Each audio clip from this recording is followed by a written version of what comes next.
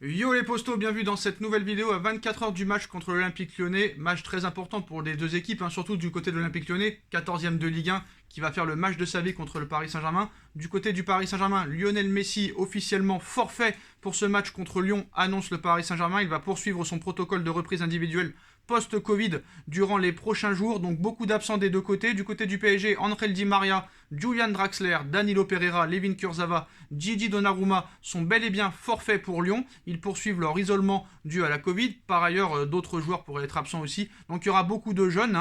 Donc Mauro Icardi pourrait être titulaire en attaque à côté de Kylian Mbappé. Pochettino a précisé que Icardi est bien, il s'entraîne bien, il est dans un bon état de forme, donc on espère voir un grand Icardi demain. Xavi Simons pourrait lui aussi être titulaire, lui qui a enchaîné 2 matchs de Coupe de France déjà.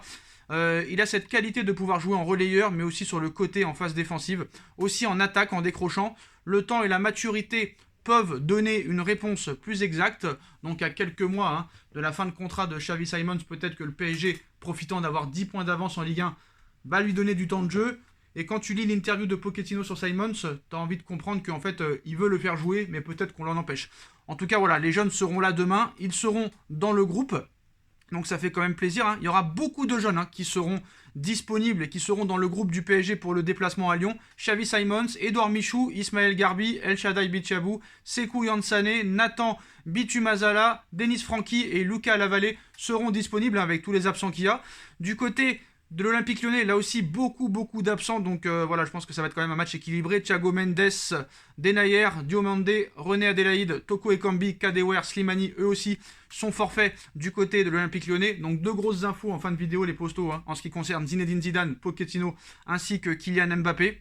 Donc on va passer d'abord aux petites infos mercato hivernal du côté du Paris Saint-Germain. Wijnaldum, à peine arrivé au Paris Saint-Germain, veut déjà partir. Georginio Wijnaldum est toujours intéressé par un retour en Première Ligue dans le cadre d'un prêt. Arsenal serait favori. Il veut jouer plus régulièrement, donc voilà. Après, pour l'instant, le dossier Wijnaldum est incompréhensible. D'ailleurs, Nono a fait un coup de gueule. N'hésitez pas à aller voir sa vidéo, le lien est en description.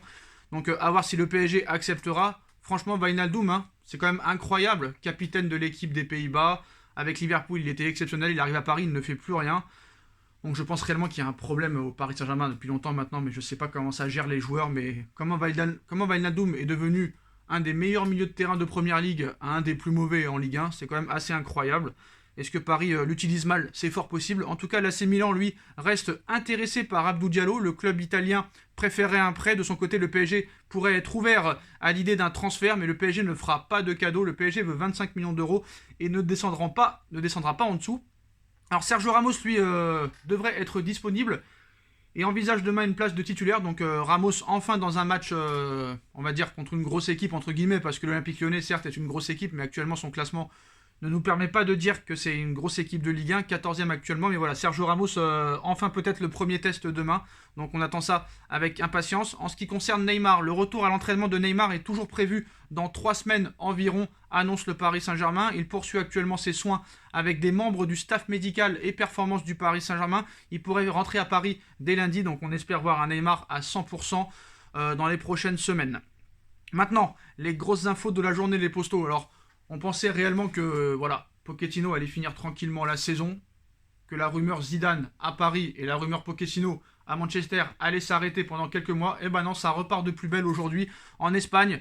Le journaliste Félix Diaz annonce par ailleurs et explique que le PSG a songé à nommer Zinedine Zidane il y a quelques jours, voire quelques semaines sur son banc, directement il y a un mois même, mais tout s'est arrêté et cette option est écartée pour l'instant actuellement. Le technicien français a estimé que ce n'était pas le bon moment, mais Zidane n'a pas dit non, donc ça prouve bien que peut-être dans quelques mois ça se fera, possiblement, même vraiment.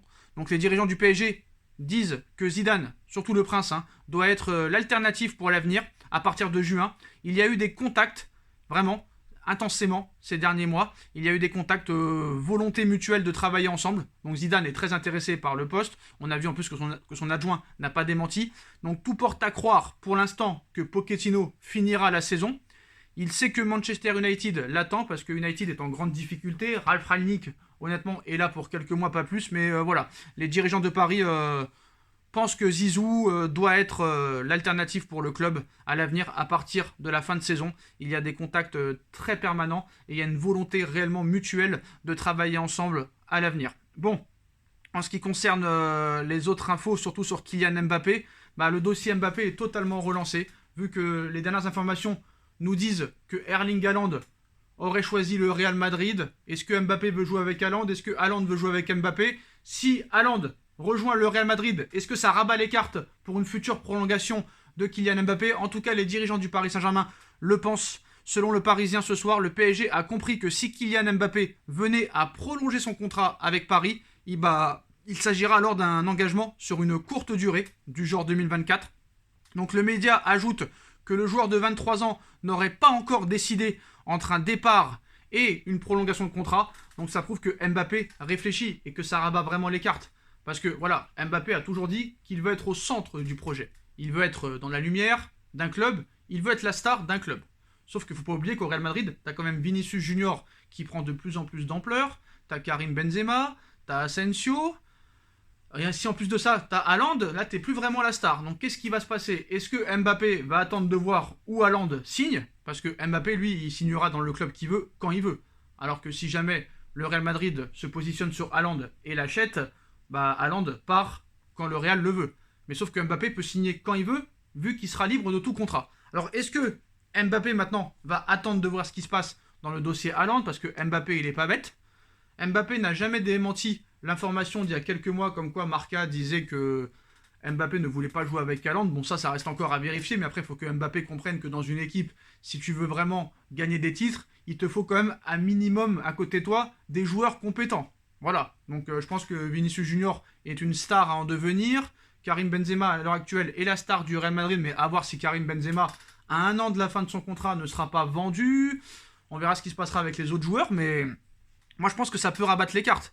Parce qu'on va pas se mentir, certes Manchester City fait d'Haaland une priorité, mais Haaland ne fait pas de City une priorité. Manchester United est hors course. Le Bayern de Munich était intéressé, mais ne mettra jamais la somme que demande Haaland en salaire. Donc à l'arrivée, quand tu réfléchis, il reste 3 clubs. Le Real, le Barça et le Paris Saint-Germain. Alors le Paris Saint-Germain s'entend très bien avec son agent Mino Raiola, ça pourrait faciliter les choses.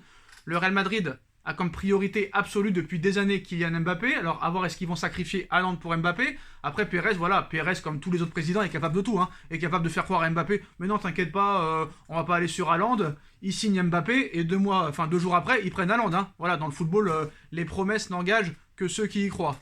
Dédicace à ceux qui connaissent cette blague. Donc voilà. Donc tout est possible. Honnêtement, tout est possible. Et en soi, si Mbappé prolonge de 2 ans, pour lui, c'est pas un drame non plus. Après, c'est vrai que 6 ans en Ligue 1, c'est beaucoup. 5 ans avec le PSG et 1 an avec Monaco, ça commence à être beaucoup. On peut comprendre que Mbappé veuille aller voir ailleurs. Mais qui nous dit réellement que Mbappé est sûr et certain de partir au Real Madrid? Il y a Liverpool aussi qui est très intéressé, d'autres clubs sont très intéressés. Voilà, Manchester United, attention à eux, vu que Haaland ça va être compliqué, Ronaldo est en fin de carrière, il n'y a pas vraiment de star énormissime à Manchester United. Manchester United est un grand club, Mbappé à United c'est possible aussi, attention. Après, est-ce que réellement de gagner la Ligue des Champions avec Paris et de battre le record d'Edinson Cavani est très important pour Mbappé? Ça aussi c'est une chose aussi qu'on peut aussi réfléchir pendant toute la nuit, mais voilà. En tout cas, je pense que ça rabat les cartes que Haaland veut aller au Real Madrid, et je pense que les deux dans une même équipe, c'est fort peu probable. Donc voilà. Mbappé n'a pas encore décidé officiellement, même si pour l'instant, la tendance est toujours favorable à un départ. Tout peut se passer. Je pense que le parcours du PSG en Ligue des Champions nous dira beaucoup de choses, mais enfin voilà. Zidane proche du PSG dans les prochains mois, et mieux, une info encore qu'on n'a pas parlé, un proche du prince Al Thani a fait une révélation à Beansport Qatar en expliquant que même Zidane dans les prochaines semaines ce serait possible. Zidane a parlé, comme je vous l'ai dit, avec les dirigeants parisiens. Bon, Zidane, moi, en plein mercato, j'ai envie de te dire pourquoi pas, ça a déjà marché avec le Real, ça a marché avec beaucoup d'entraîneurs, avec Tuchel ça a marché, avec beaucoup d'autres coachs. Donc Zidane, pour ce proche du Qatar, et Beansport Qatar nous dit que Zidane serait et pourrait être sur le point de devenir l'entraîneur du Paris Saint-Germain. Cela pourrait être avant la fin de saison, avant le choc, avant la fin du mercato, avant la fin du mercato. Situation entre Pochettino et Manchester United toujours en cours, des négociations toujours en cours. Bon, on va pas se mentir, il est quand même peu probable que Pochettino aille à Manchester au mois de janvier et que Zidane arrive. Mais je pense que honnêtement, quoi qu'il en soit, Pochettino finira à United et que Zidane viendra au PSG. Parce que si Pochettino s'en va, qui tu veux que le PSG prenne d'autre? Voilà. Zidane aurait démenti depuis très longtemps si jamais il n'était pas intéressé par le poste, comme son adjoint. Et les deux n'ont jamais démenti, donc ça prouve bien des choses. Je vais pas me répéter, mais Zidane est ambassadeur du Qatar pour la Coupe du Monde 2022, donc surtout que Zidane, en plus du plus gros salaire du club, ça pourrait aussi pencher pour une prolongation d'Mbappé, donc voilà, tout est possible, mais en tout cas, c'est quand même de grosses révélations ce soir. Dites-moi en commentaire ce que vous en pensez, on like, on partage, on commente, on s'abonne, et on se retrouve demain pour le débrief au LPSG. Tchuss.